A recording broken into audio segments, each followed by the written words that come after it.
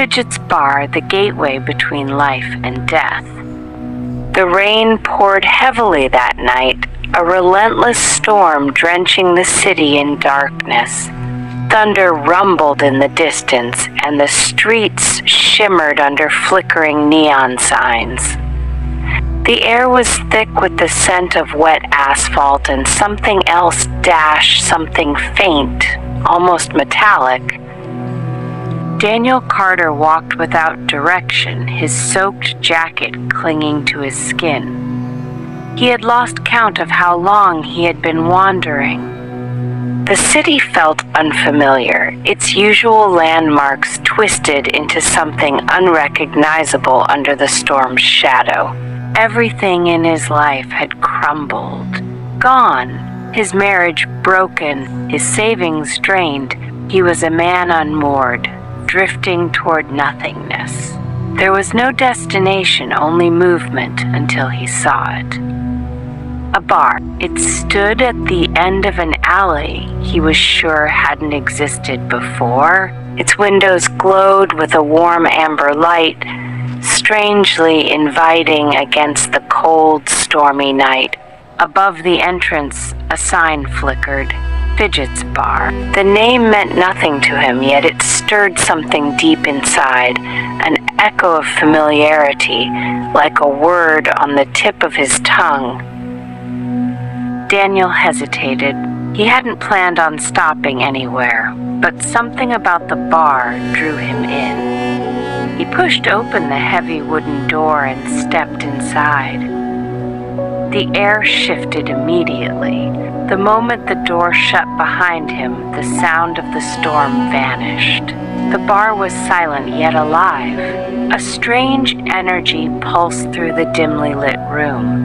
The space was timeless, neither modern nor old-fashioned. The walls were lined with dark wood, shelves stretching high behind the counter, filled with bottles of every shape and color. Some held deep amber liquids, others shimmered unnaturally, their contents swirling as if alive.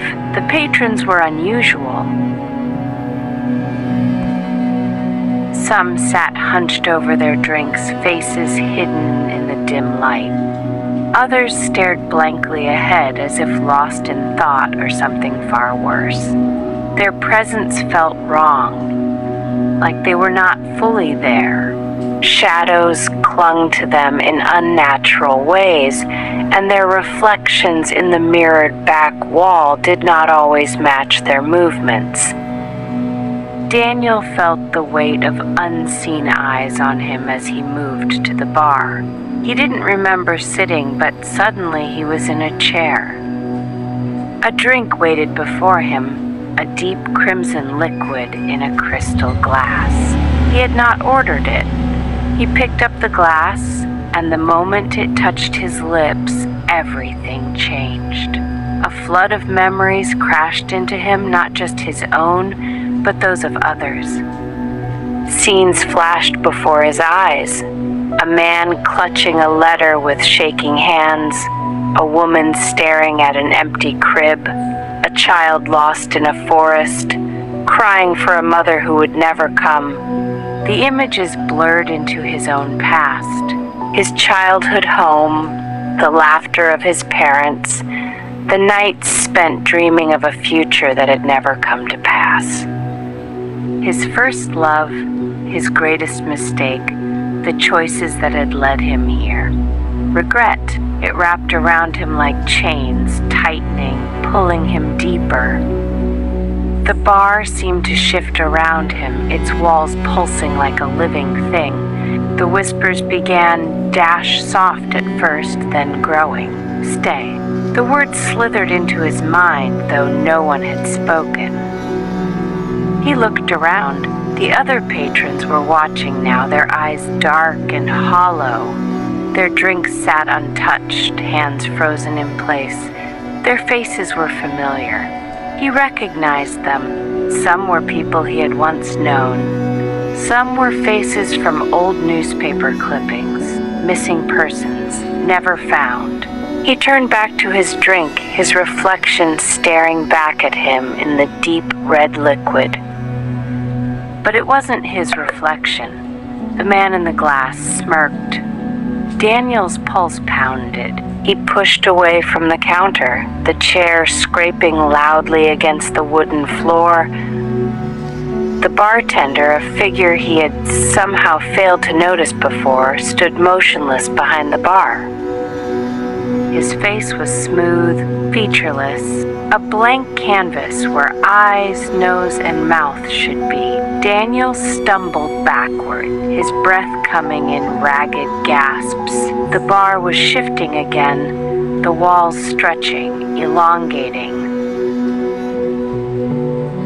The light dim, replaced by an unnatural darkness that swallowed the edge of the room. He turned toward the doors. It was gone. In its place stood only a long, endless hallway lined with doors, some open, some shut. From behind the came sounds, sobbing, whispering, laughter that wasn't quite human.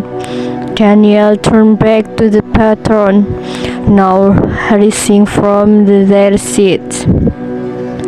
Their movements were slow, deliberate, synchronous. Their mouths stretched into wide, unnatural grins.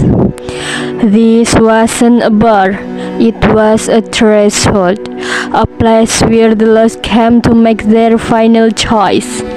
Though not all of them got to decide. The bartender raised a single hand and pointed. Not at Daniel, but behind him, Daniel turned. The hallway had changed. Now there was only one door, standing side ajar. Beyond it, darkness. He could slip through it, or he could stay. The choice was his. He took a breath, his head pounding in his ears. And then the lights flickered. The bar vanished. Daniel found himself standing outside in the pouring rain.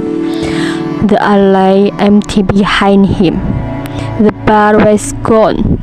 No sign it had ever existed. His clothes were dry, his hands steady.